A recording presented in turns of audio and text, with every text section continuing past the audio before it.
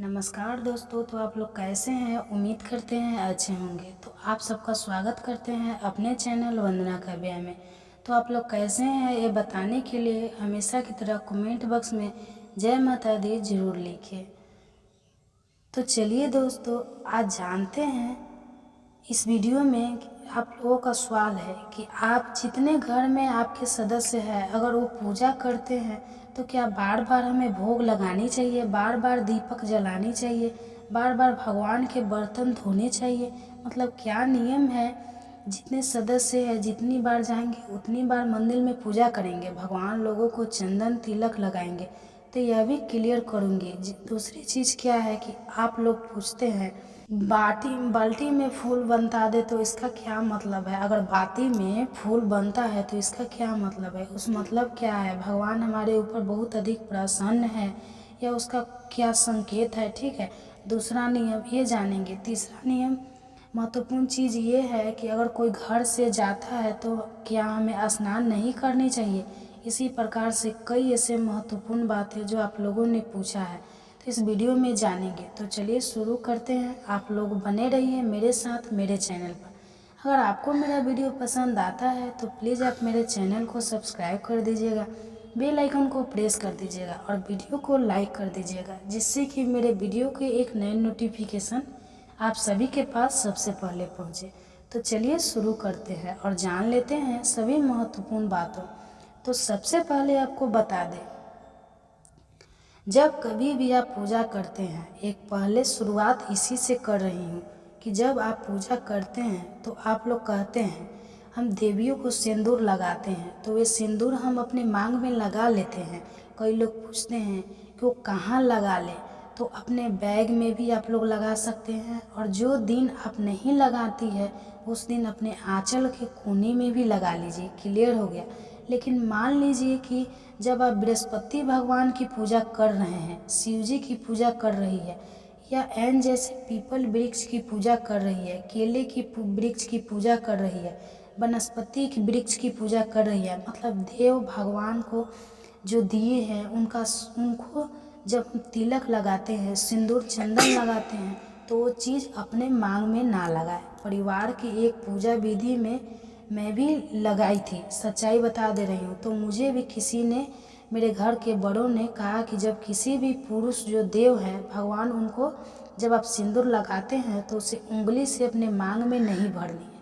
People वृक्ष की पूजा आप देखिए, मैं दूसरी बार करके दिखाया, उसमें नहीं लगे। पहले बार मुझे भी मालूम नहीं था, तो वे सिंदूर में लगाकर और मैं खुद अपने मांग में भर ली थी, क्योंकि मैंने भी किसी की देखा था। मेरे घर वाले ने, मेरे बड़ों ने कहा कि नहीं, जब किसी भी पुरुष जो भगवान है उनको या किसी भी वृक्ष की पूजा करते हैं, उनका सिंदूर अपने मांग में हमें नहीं लगानी है। खास करके पीपल वृक्ष की जब पूजा करते हैं या विष्णु भगवान की तुलना लगा। क्लियर हो गया। दूसरा नियम क्या है कि आप लोग पूछते हैं कि हमें स्नान करनी चाहिए। कोई अगर सदस्य हमारे घर से बाहर जा रहा है तो उसके जाने के बाद क्या हमें स्नान करना चाहिए? देखिए, प्रतिदिन पति अगर हस्बैंड आपके ऑफिस जाते हैं या कहीं जाते हैं तो मैं सबसे पहले ही बोली हूँ कि पहले ही स्नान कर लीजिए। बहुत सारे वीडियो में बता चुकी हूँ कि पहले ही स्नान कर लेना ज़्यादा अच्छा होता है घर परिवार के लिए। तब कुछ बना कर दे, मान लीजिए नहीं कर रही है तो कम से कम ड्रेस बदल लीजिए। अपना जो चूड़ी नाइट के पहनती है, नाइटी उटी वगैरह पहनती है, सब निकाल दीजिए, दूसरा पहन लीजिए। घर में जो ही भी पुराना बेड़ा पहन लीजिए, कोई ज़रूरी नहीं है नया ही पहनेंगे, जो रखी है आप लोग पहन लीजिए। तीसरी चीज़ क्या है, देखिए, जब कोई आपके घर में 2-4 दिन के लिए कहीं यात्रा पर जा रहा है, मतलब वो 2-4 दिन नहीं आएंगे, या वो साल भर के लिए जा रहे हैं, 6 महीने के लिए जा रहे हैं, 3 महीने के लिए जा रहे हैं, और वो आदमी इतनी जल्दी आने वाले नहीं हैं, तब आपको नहीं नहानी है। उनके जाने के पहले आपको आपके घर में झाड़ू भी नहीं लगानी है, उनके जाने के पहले लगा लेनी है, और आपके घर में आपको स्नान भी कर लेनी है। किसी के जाने के बाद उस दिन हम स्नान नहीं करते। आप लोग पूछते हैं कपड़ा भी नहीं धोते, तो जी, कपड़ा वगैरह धोते हैं, पोछा वगैरह आप लोग लगा सकते हैं, बर्तन धो सकते हैं, लेकिन झाड़ू कोई जाता है उस दिन झाड़ू नहीं लगाते। और स्नान 2 कार्य नहीं करते, ठीक है। कई लोग दूध भी उसकी नहीं पीते हैं, छोटे बच्चे हैं, बुजुर्ग हैं तो कर सकते हैं, लेकिन चाय वगैरह डाल देते हैं। लेकिन कई घरों में अभी भी दूध नहीं दिया जाता। अगर कोई यात्रा सुख करके साल भर 6 महीने के लिए कहीं जा रहे हैं तब नहीं करते। प्रतिदिन के लिए नियम नहीं है, प्रतिदिन कोई चला जाता है, अपने की है, उनके जाने का कुछ देर बाद स्नान कर सकते हैं, कुछ देर के बाद झाड़ू भी लगा सकते हैं, दिक्कत नहीं है। तुरंत ना करे लेकिन कर सकते हैं। लंबी यात्रा पर कोई जा रहा है तब नहीं नहाना है, नहीं झाड़ू लगाना है। अगर कोई डेली हस्बैंड है, अगर डेली जा रहे हैं तब कर सकते हैं, बट जाने के तुरंत बाद नहीं, थोड़ा देर बाद कर सकते हैं। आप लोग का दूसरा नियम है कि मंदिर में क्या जितने सदस्य पूजा करेंगे तो सब दिया जलाएंगे या सब भोग लगाएंगे। मंदिर की साफ सफाई करेंगे, जितने देवी देवता है सभी फोटो वगैरह प्रतिमा को पोंछ देंगे। मतलब स्नान करने जैसे जो मूर्ति कि आप लोग स्नान प्रतिमा की तरह कराते हैं, करा लीजिएगा। लड्डू गोपाल शिवलिंग रखे हैं तो वे एक बार कर लीजिए। तो जो जितने सदस्य पीछे से जाएंगे वो कुछ नहीं करेंगे, एक ही सदस्य उसमें से उस प्रतिमा को नहवाएंगे। हर एक चीज़ एक ही सदस्य करेंगे, ज़रूरी नहीं है कि सब सदस्य जाएंगे तो सब अलग अलग नहवाएंगे, उसको भोग लगाएंगे, दीपक जलाएंगे, ठीक है। तो केवल दीपक अगर जलाना है, धूप अगरबत्ती अगर आपको दिखाना है तो आप लोग अलग अलग दिखा सकते हैं। आपको भोग भी दोबारा नहीं लगानी है। मंदिर में सुबह हो जाए वो सबसे अच्छा है। भगवान का बर्तन भी धोएंगे वो एक ही धो देगा, कोई दिक्कत नहीं है।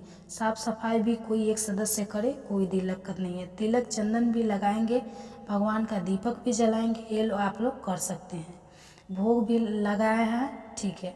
वस्त्र भी बदलते हैं, कोई बात नहीं है, बदल लेते हैं। एक ही सदस्य जो है वो सब चीज़ भगवान का कर सकते हैं।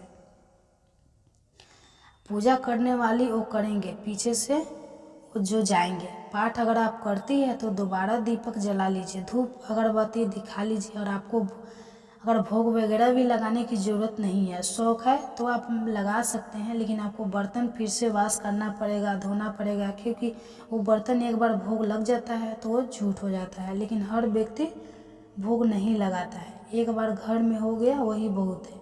आप लोग अपने घर का नियम देख लीजिएगा। अगर प्रत्येक आदमी भोग लगाता है, अलग अलग बर्तन रख सकते हैं, लेकिन हमारे घर ऐसा नहीं है। एक बार सुबह हो गया, सब लोगों ने प्रसाद ग्रहण कर लिया, फिर उसके बाद जिसको शौक़ है वो जाके पूजा कर सकता है। आपकी श्रद्धा सबको तो अब केवल दीपक जलाना, धूप अगरबत्ती करके, घंटी बजा के कोई पाठ करना चाहते हैं, भगवान का सुंदरकांड, हनुमान चालीसा कर सकते हैं, प्रणाम करके आप उठ सकते हैं। सुबह में जो करना है फूल से लेकर हर एक कार्य कर लेना चाहिए, ठीक है।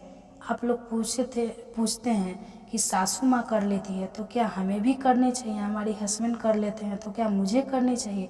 तो जी नहीं, एक बार जो कर लिया उसके बाद किसी को आगे नहीं करनी है। समझ में आ गया? बस आपको केवल जो बताए हुए वही करनी है। घंटी वगैरह बजा के दिया हुआ जला लेना है, पूजा पाठ करके सुंदरकांड या कोई भी पाठ वगैरह पढ़ लेना है। धूप अगरबत्ती भी दिखा लीजिएगा, भगवान को प्रणाम कर लीजिएगा, भगवान का नाम ले लीजिएगा। ये सारी बातें क्लियर हो गई। अगली महत्वपूर्ण चीज़ क्या है कि आप लोगों ने पूछते हैं हमारे दिया में रोज़ फूल बनता है, जो दिया की बातें है उसमें फूल बनता है, इसका क्या संकेत है? तो देखिए, ऐसा हमने तो कभी नहीं सुना है, लेकिन यूट्यूब पे देखते हुए लोग बोलते हैं फूल बनता है, तो ये संकेत है। वैसा संकेत है, ऐसा कुछ नहीं है। बाती के ऊपर निर्भर करता है, उसके ऊपर डिपेंड करता है। जैसा आपका बाती है, खुद जल के हुई आता है, या कपड़े का रहता है, या रुई का रहता है, वह धागे का रहता है, तो थोड़ा उसे तरीके से बन जाता है।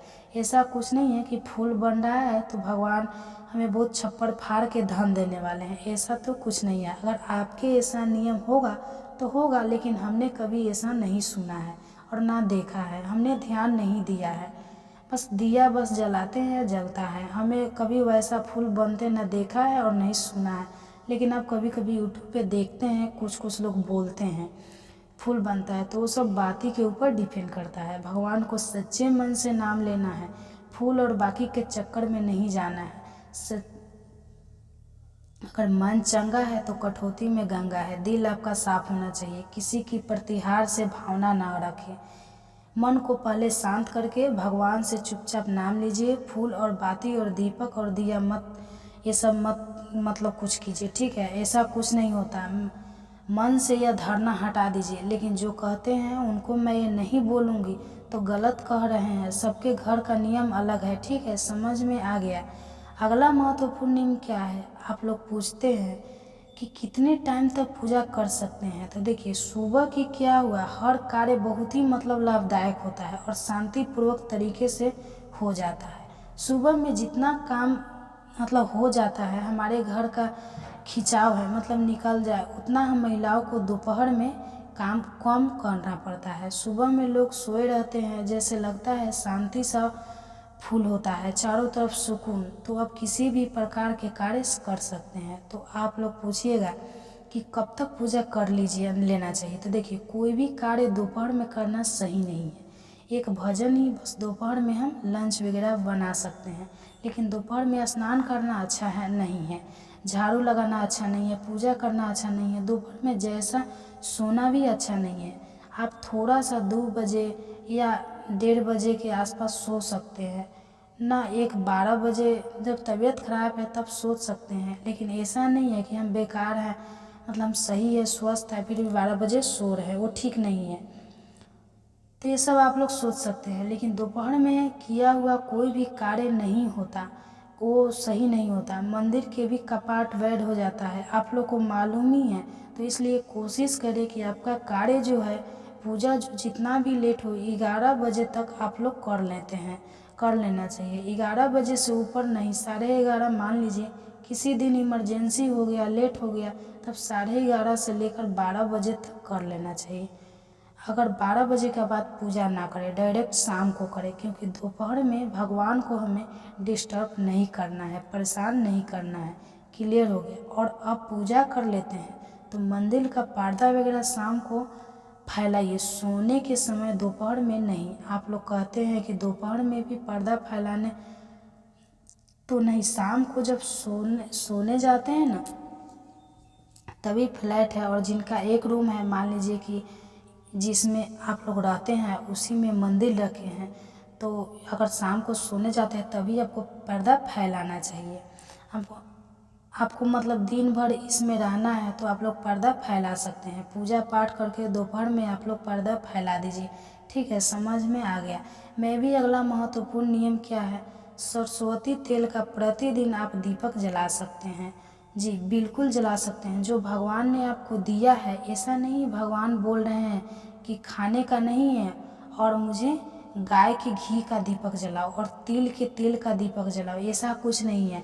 जो आपके पास है वही आप जलाइए तेल से। भगवान ने दिया है वही खुशी मन से, सच्चे दिल से वही भगवान का नाम लेकर जलाइए।